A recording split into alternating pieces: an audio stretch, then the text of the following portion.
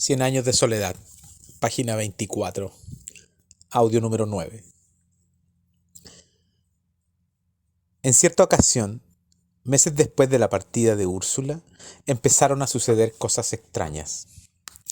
Un frasco vacío que durante mucho tiempo estuvo olvidado en un armario se hizo tan pesado que fue imposible moverlo. Una cazuela de agua colocada en la mesa de trabajo hirvió sin fuego durante media hora hasta evaporarse por completo. José Arcadio Buendía y su hijo observaban aquellos fenómenos con asustado alborozo, sin lograr explicárselos, pero interpretándolos como anuncios de la materia. Un día la canastilla de Amaranta empezó a moverse con un impulso propio y dio una vuelta completa en el cuarto, ante la consternación de Aureliano, que se apresuró a detenerla. Pero su padre no se alteró. Puso la canastilla en su puesto y la amarró a la pata de una mesa, convencido de que el acontecimiento esperado era inminente. Fue en esa ocasión cuando Aureliano le oyó decir: «Si no temes a Dios, témele a los metales». De pronto, casi 5 meses después de su desaparición, volvió Úrsula. Llegó exaltada, rejuvenecida, con ropas nuevas de un estilo desconocido en la aldea. José Arcadio Buendía apenas sí pudo resistir el impacto. «¡Era esto!», gritaba. «Yo sabía que iba a ocurrir».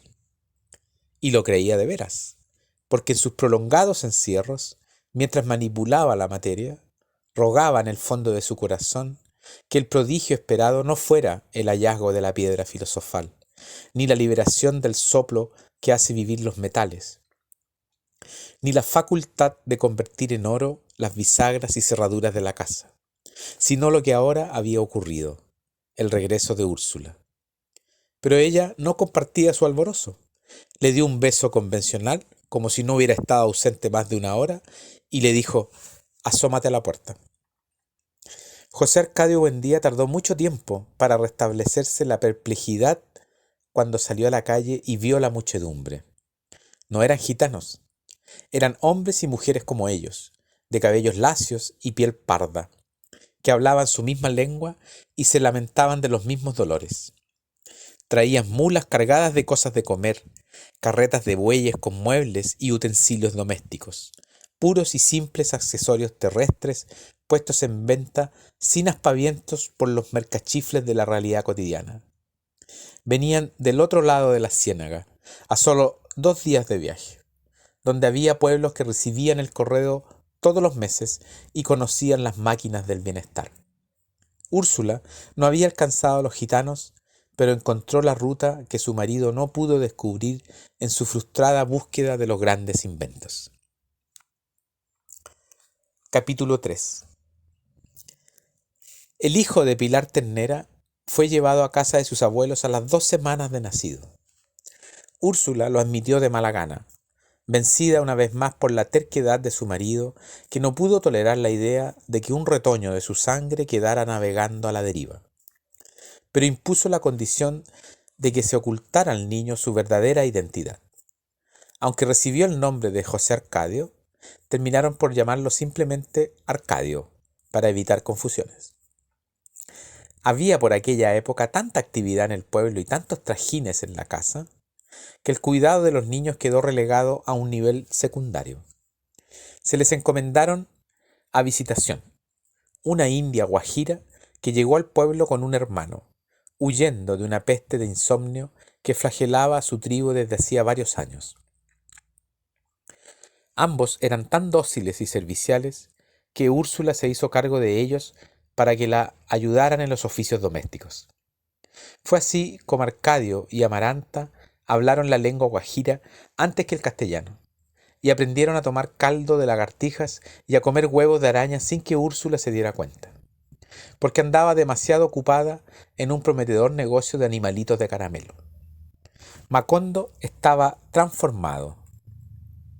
Las gentes que llegaron con Úrsula divulgaron la buena calidad de su suelo y su posición privilegiada con respecto a la ciénaga, de modo que la escueta aldea de otro tiempo se convirtió muy pronto en un pueblo activo, con tiendas y talleres de artesanía y una ruta de comercio permanente por donde llegaran los primeros árabes de pantuflas y argollas en las orejas, cambiando collares de vidrio por guacamayas.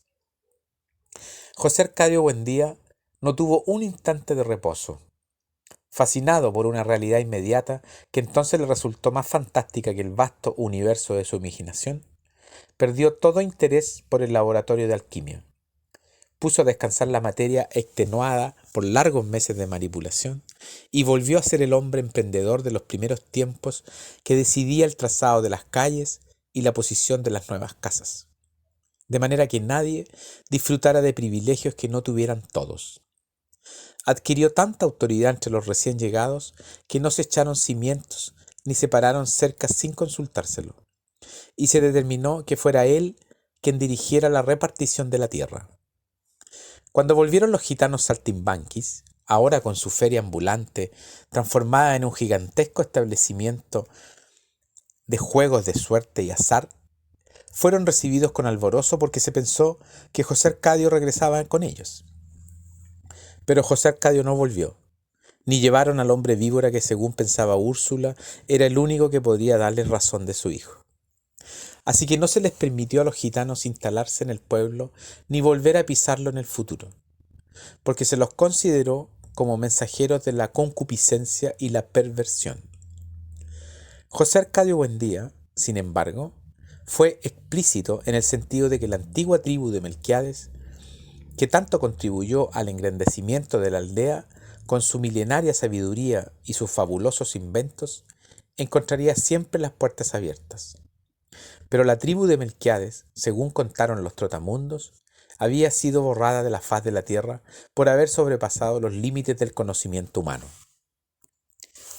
Emancipado al menos por el momento de las torturas de la fantasía, José Arcadio Buendía impuso en poco tiempo un estado de orden y trabajo, dentro del cual solo se permitió una licencia: la liberación de los pájaros que desde la época de la fundación alegraban el tiempo con sus flautas, y la instalación en su lugar de relojes musicales en todas las casas. Eran unos preciosos relojes de madera labrada que los árabes cambiaban por guacamayas, y que José Arcadio Buendía sincronizó con tanta precisión que cada media hora el pueblo se alegraba con los acordes progresivos de una misma pieza, hasta alcanzar la culminación de un mediodía exacto y unánime con el vals completo.